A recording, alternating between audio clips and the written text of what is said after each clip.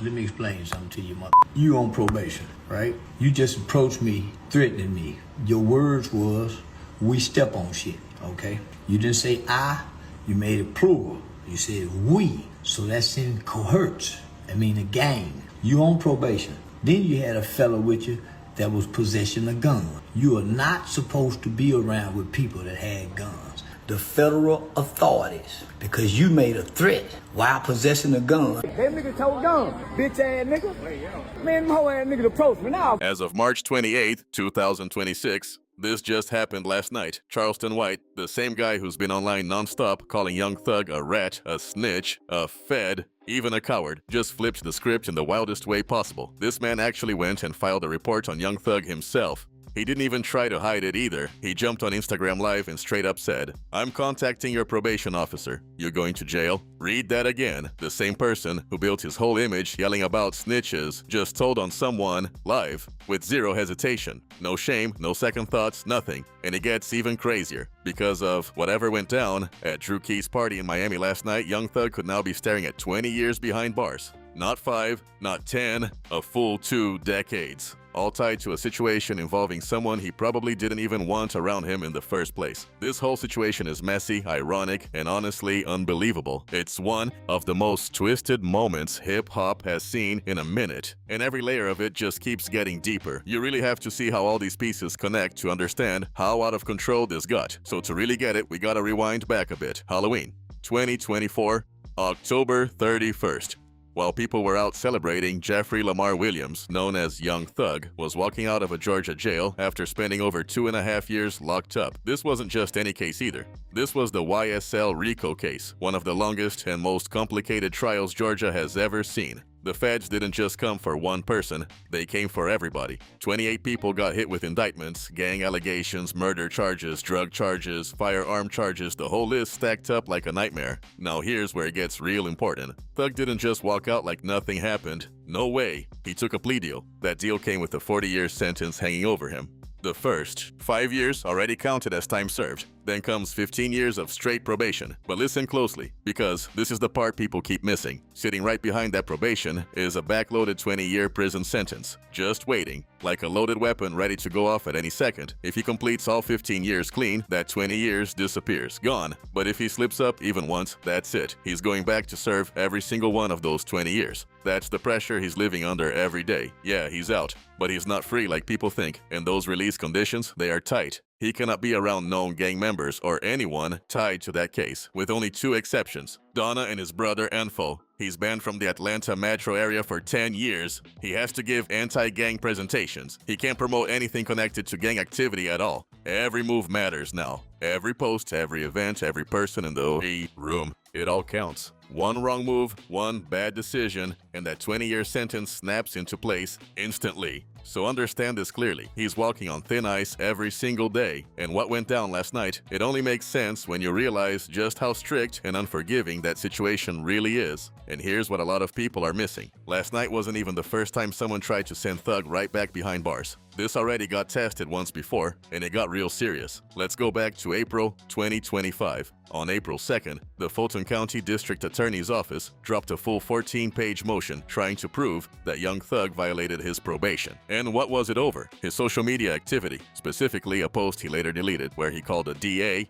investigator Marissa Vito, the biggest liar in the DA office. That one post set everything off. Prosecutors didn't take it lightly at all. They ran with it hard. They claimed the post blew up online, went viral, and somehow led to Vito's personal address getting exposed on the internet. It didn't stop there either. They even said threats started coming in, including ones aimed at Fonnie Willis. At that point, they were calling Thug a serious risk to public safety. The prosecutors pushed heavy, saying his probation should be revoked immediately. They were ready to lock him back up right then and there, but Thug's lawyer Brian Steele stepped in fast and shut that down. He called the whole motion baseless and argued that reposting something and calling someone untruthful is not a probation violation. No threats, no direct action, just words online. Then Thug himself spoke out on X, saying, "I don't make threats to people. I'm a good person. I would never condone anyone threatening anyone. I'm all about peace and love." He made it clear where he stood, and in the end, the judge agreed. Judge Whitaker said his behavior online might have been reckless, but it wasn't enough to send him back to prison. She refused to revoke his probation.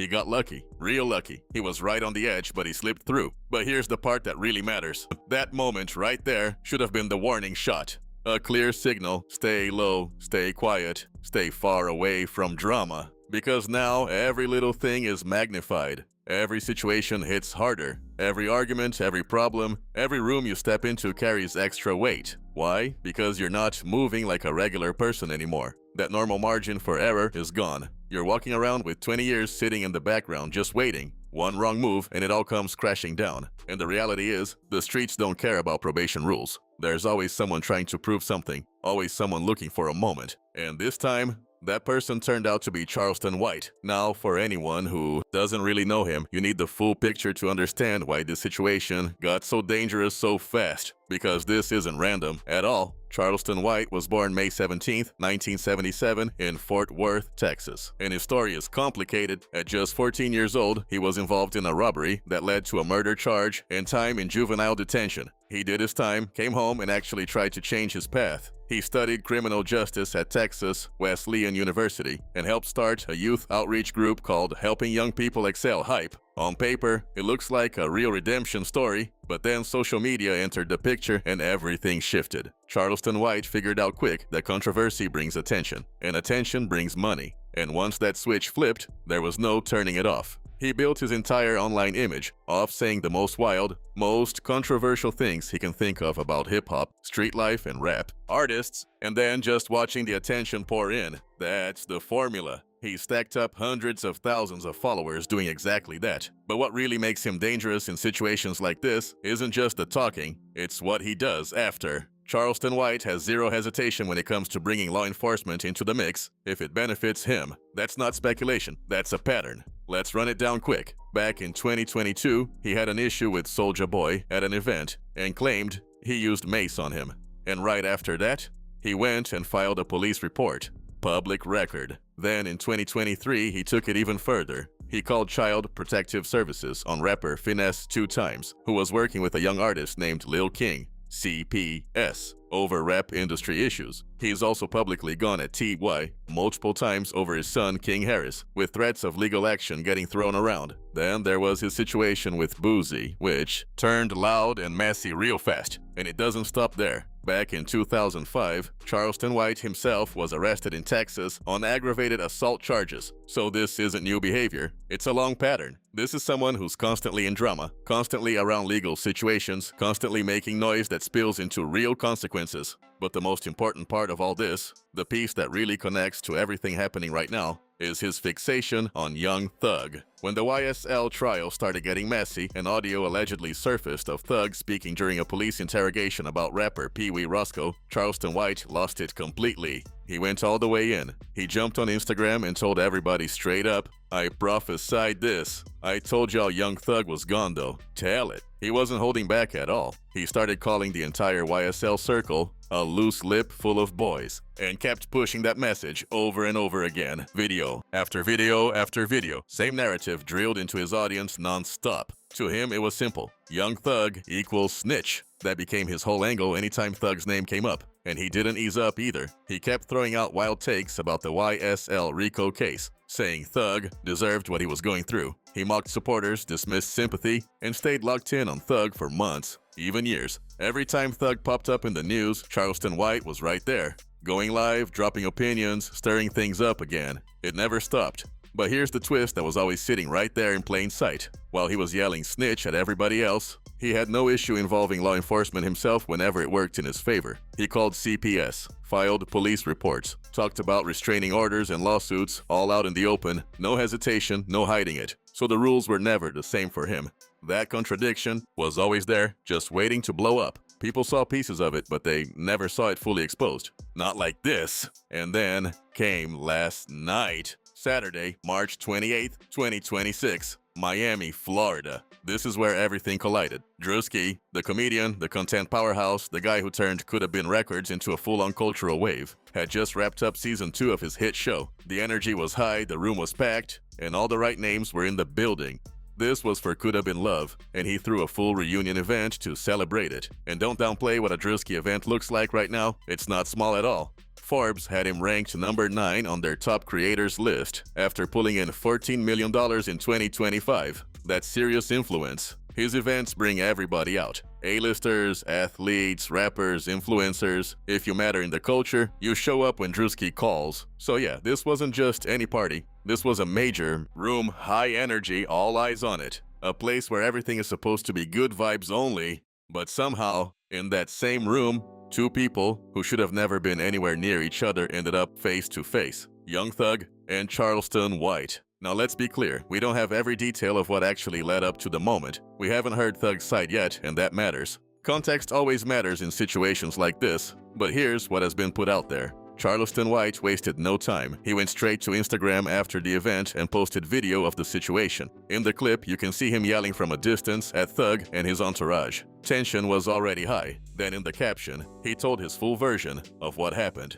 He accused Young Thug and his team of threatening his life and trying to come at him. He even claimed that Thug looked him directly in the eyes and said, "You're going to lose your life, right?" Here, think about that line for a second. That's not a small statement. Not in any situation, but especially not in this one, because here's where it gets even more serious. According to reports, this whole situation allegedly went down on Federal Aviation Administration property in Miami. And that detail, that changes everything. FAA property. Federal ground. That's not some nightclub parking lot, and it's not just a private party space either. That brings a whole different level of heat because now you're talking about federal jurisdiction. And Charleston White, being Charleston White, instantly understood what that could mean for somebody in Young Thug's position.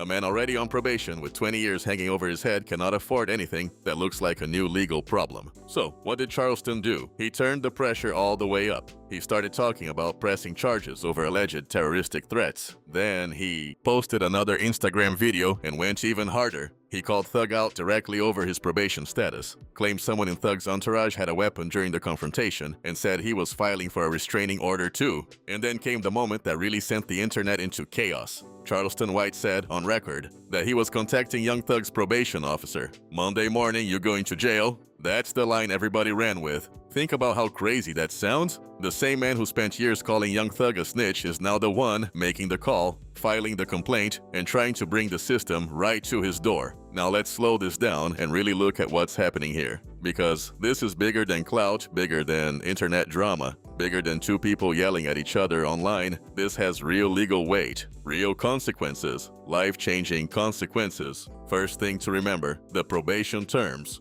Young Thug still has that backloaded 20-year sentence waiting in the background. The second probation gets violated, everything changes. So any believable allegation of new criminal conduct becomes a major problem instantly. And terroristic threats, that's not something minor. Under Georgia law, that's a serious criminal charge and a direct arresta back to prison. Not 1 year, not 2. The full 20 years could come crashing down. Now look at the second piece, the location. This allegedly went down on FAA property in Miami, and that matters more than people realize. Yes, his probation is being handled out of Georgia, but when something happens on federal property, it opens up a whole new level of exposure. This doesn't stay a simple Fulton County issue anymore.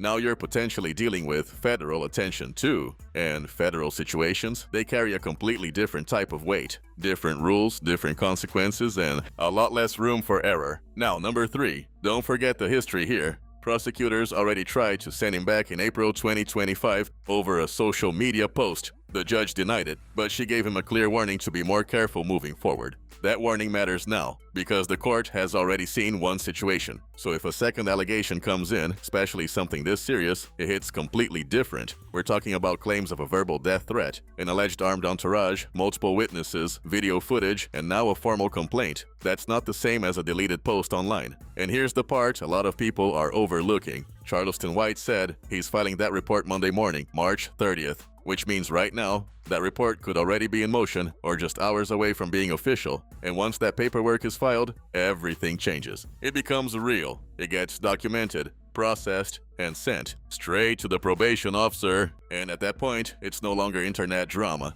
It's a legal situation. Once that report is in, it goes straight up the chain. The probation officer reviews it, then passes it to the judge. And remember, this is the same judge who already warned Thug once. Now that judge has to decide, is this serious enough to trigger a full probation revocation hearing? And if that happens, everything is on the table. Here's where it gets even more intense. The burden of proof. A lot of people don't understand this part. A probation hearing is not the same as a criminal trial. They don't need to prove anything beyond a reasonable doubt. All they need is a preponderance of the evidence. That basically means, is it more likely than not that something went wrong? That's a much lower standard. So think about what's already out there. Charleston White on camera explaining his version of events, video footage of the confrontation, the claim that it happened on federal property, and a formal report being filed. That might already be enough to cross that lower legal threshold before Thug's legal team even has time to fully respond. This isn't just talk anymore. This is a real chain of events that's already moving forward. Step by step, piece by piece, and at the end of that chain is a possible 20-year sentence. Now shift over to the culture side of this. Because the internet, it exploded the second that video dropped. The moment Charleston White said he was reporting Thug to his probation officer, everything went crazy. People couldn't believe what they were seeing. The irony hit way too hard to ignore. Here's someone who built his entire image around saying snitching is the worst thing you can do in street culture. Someone who called Young Thug a rat non-stop. Someone who turned that label into content for years. Every update in the YSL Rico case, he was right there pushing that same narrative again and again. And now, look at this situation. And now, look at this. He's on Instagram Live, unprompted, on camera, telling everybody he's going straight to the authorities with a formal report, saying it loud, saying it proud. He's doing the exact thing he spent years calling out. No hesitation, no shame, no second guessing. And the internet picked up on it instantly. Now, to be fair, not everybody was against him. Some people in the comments actually defended what he did. Their argument was simple. If someone is threatening your life and there's talk about weapons involved, you have every right to protect yourself through legal means. That's not snitching, that's self-defense. And on the surface, that makes sense. Nobody expects someone to just ignore a serious threat and walk away like nothing happened. The whole no snitching idea was never really meant for situations where someone feels their safety is at risk. That's a real point. But here's where everything starts to fall apart. And this is where it gets messy. Charleston White didn't just frame it as protecting himself, he went way beyond that. He brought up the probation directly. He said, "You going to jail? That's not just fear talking, that's something else." He didn't present it like, "I need help" or "I feel unsafe." Instead, it came off like he was celebrating the leverage he had, like he understood exactly what this could do to Young Thug's situation and leaned into it. At that point, it stops looking like pure self-protection and starts looking like he's using the system as a weapon, not just to defend himself, but to potentially take away someone's freedom and trigger that 20-year sentence. And that's why this whole situation feels so heavy right now. That's not random at all. That's a very specific, very calculated move. And when someone spends years building an image as anti-snitch only to turn around and do this publicly, that's not self-preservation anymore. That's a power play, plain and simple. And people can see the difference clear as day. Now look at the deeper layer in all of this, the imbalance of power. Charleston White walks out of that event untouched, no matter what happens next. No probation, no suspended sentence, no restrictions hanging over his head. He can go wherever he wants, say whatever he wants, push whoever he wants, and at worst, maybe he deals with a lawsuit. But for Young Thug, it's a completely different reality. Every room he steps into is a risk. Every interaction could turn into something bigger. Anybody looking for attention, trying to prove something, or chasing a moment, they know exactly what's at stake. And now, the formula is out there. Get close, provoke a reaction, record everything, file a report, and potentially trigger 20 years. That's the setup, that's the danger. And Charleston White saw it, understood it, and used it. Now zoom out for a second, because this isn't just about these two individuals. This is bigger than both of them. What happened in Miami shines a light on something hip-hop has been dealing with for years but never fully addressed. The way street codes get flipped, twisted, and used in the social media era, where rules get applied one way in public and a completely different way when it benefits someone behind the scenes. And situations like this, they expose all of it. That no snitch code, it was never built for situations like this, not even close. It wasn't created to protect someone who allegedly makes serious threats at a public event, especially not at something like a comedian's reunion on federal property. That was never the purpose, and it definitely wasn't meant to shield celebrities from the consequences of risky behavior. That's not where it comes from. The real origin of that code matters. It came from communities trying to protect themselves from a system that, for a long time, over-policed, overcharged, and didn't offer equal protection in return. That's the context, that's the foundation. And within that reality, it made sense. But what happens when that meaning gets stripped away? What happens when it turns into a brand, a persona, a way to build attention online? It stops being a principle and starts becoming a tool, something people pick up when it helps them and drop the second it doesn't. And that's exactly what we're seeing here. Charleston White spent years using that code like a weapon against Young Thug, calling him out, labeling him, pushing that narrative over and over. And now, the very system tied to that conversation is being used in a way that could seriously impact Thug's future. That same energy, that same narrative has flipped into something real, something with consequences. And yeah, there's a level of irony there that's hard to ignore. But at the same time, we've got to be real about the situation from every angle. Nobody forced Young Thug into that moment. Nobody made him step into a confrontation at a public event. And nobody made those alleged words, "You're going to lose your life right here, come out." Now, to be clear, we still haven't heard his side of the story. That matters and should always be considered. But if something like that was actually said in that setting, with everything already hanging over him, that's not a small mistake. That's the kind of decision that can carry serious consequences for someone already under that level of pressure. You have to move smarter than the situation. There's no room for mistakes at this level. You can't be at a major public event, surrounded by your whole circle in the same space as someone who's been publicly coming at you for years, and let things escalate into a threat. Not with these stakes. Not when a judge already gave you a warning. Not when prosecutors are watching closely for any reason to act. At this point, you have to be untouchable with your behavior. You have to be low-key, almost boring. Let people talk, let them provoke, and just keep it moving. Because now, every single confrontation carries risk. Real risk. The kind that could turn into a 20-year sentence. And the people who truly have your back, they would have removed you from that situation immediately. The moment Charleston White walked in, that should have been the exit. No hesitation. That's what freedom looks like under these conditions. It's fragile, it's conditional, and one bad night can take it all away. So where does this go from here? As of Sunday, March 29th, 2026, Charleston White says he's filing those charges Monday morning. That clock is ticking. Young Thug hasn't publicly responded to this specific situation yet, and that silence right now, it matters. His legal team, led by Brian Steele, the same lawyer who already fought off a probation issue once, is going to have to move fast. Because this situation is heavier than the last one. This isn't just about a social media post anymore. This has layers. There's a witness, video footage, a specific location, a specific alleged statement, a formal report being filed, and claims about an entourage possibly being armed on FAA property in Miami. All of that combined, that raises the stakes all the way up. The judge who gave him another chance last April made it clear, be more careful. That wasn't just advice. That warning is now part of the official court record. So if this situation turns into a probation revocation hearing, and it really might, this is a completely different battle than before. The prosecution is coming in with more this time. The location makes everything heavier. And that prior warning, it makes it way harder to argue this was just a one-time issue. Now it starts to look like a pattern. And patterns in court carry serious weight. And hanging over all of it is that 20-year sentence just waiting to drop. 20 years. That's what's really on the line right now. Not because of the original YSL RICO case, not because of something from 2022, but because of an alleged moment at a comedian's reunion party on a Saturday night in March 2026. That's how fast everything can change. One situation, one interaction, and now the stakes are at their highest. This just shows how unpredictable things can get. And trust me, this story is far from over, not even close. The second Young Thug's team responds, and they will. We're breaking down every detail, every statement, every move. Nothing gets missed.